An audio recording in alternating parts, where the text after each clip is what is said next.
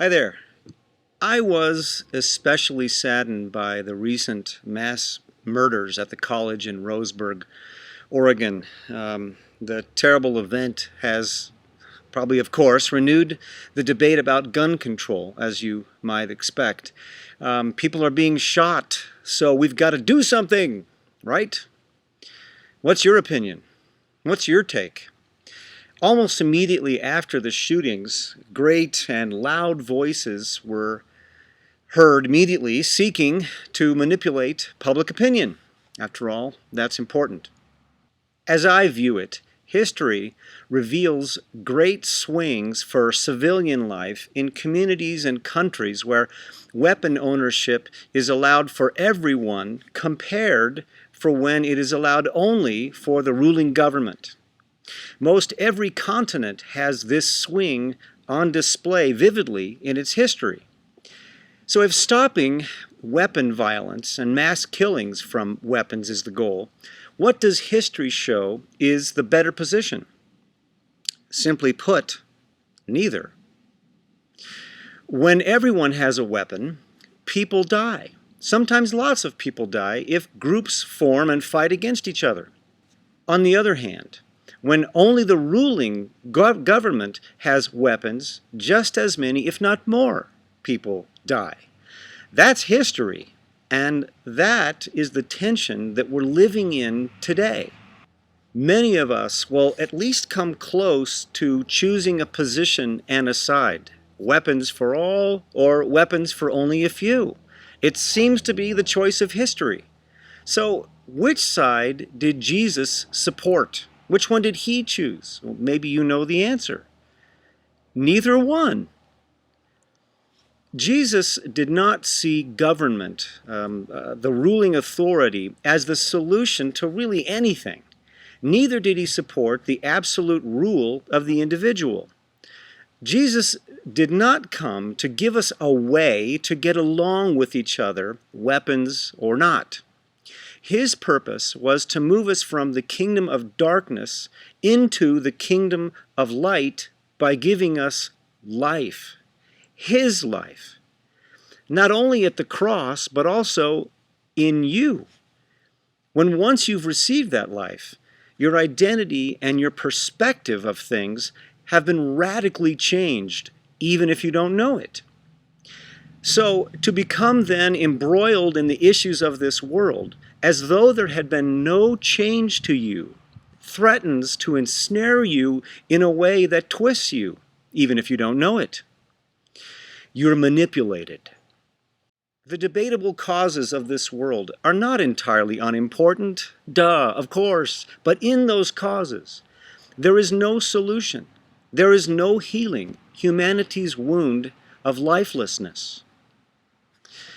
If you have received the life of Christ, then the life of Christ is your cause. You see life as the solution, and you point people to life in Christ. Where and when people go crazy and do crazy, whatever those things look like, you know that they either have no life or they've been manipulated by and into the causes of this world. They're confused about life. They're twisted, and of course they act like it. History shows that's what happens.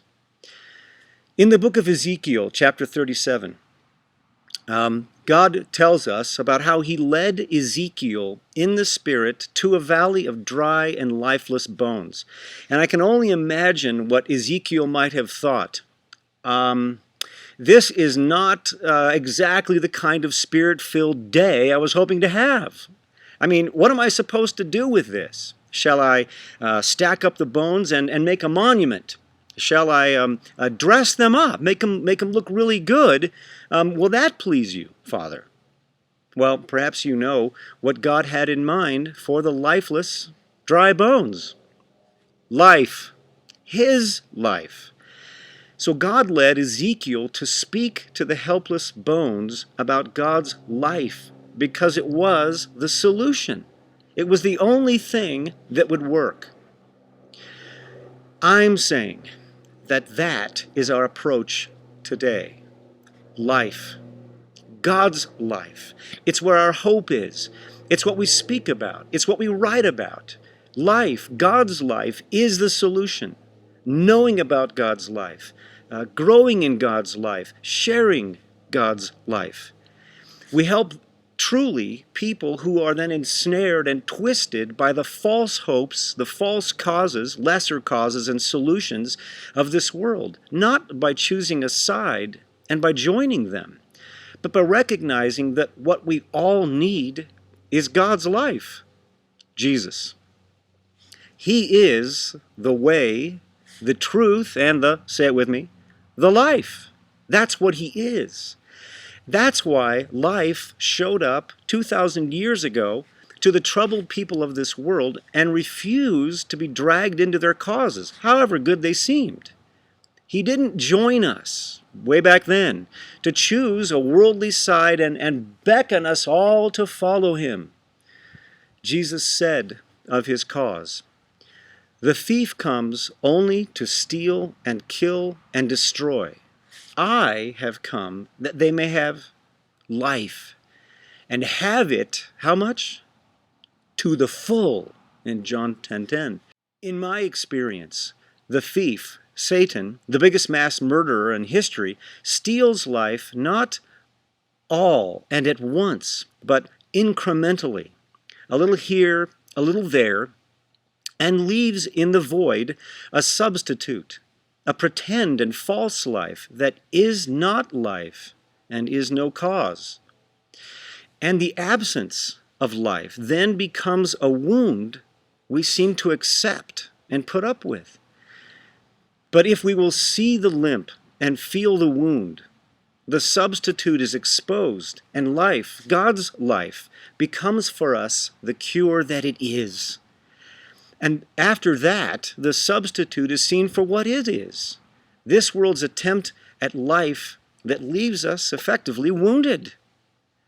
Having found, though, on the other side, having found life and healing, we become far less likely to accept the perverted substitute of the thief.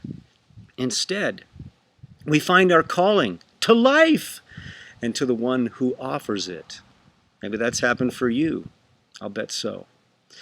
That's our cause, to help each other to God's life and to help each other enjoy it to the full, especially wherever we are limping still. If you want, choose an opinion about guns, choose an opinion about weapons. If you want, choose a political candidate. If you want, choose a position about abortion, gay marriage, gay rights, marijuana, taxes, GMOs, the Middle East, global warming. Who's going to win the World Series?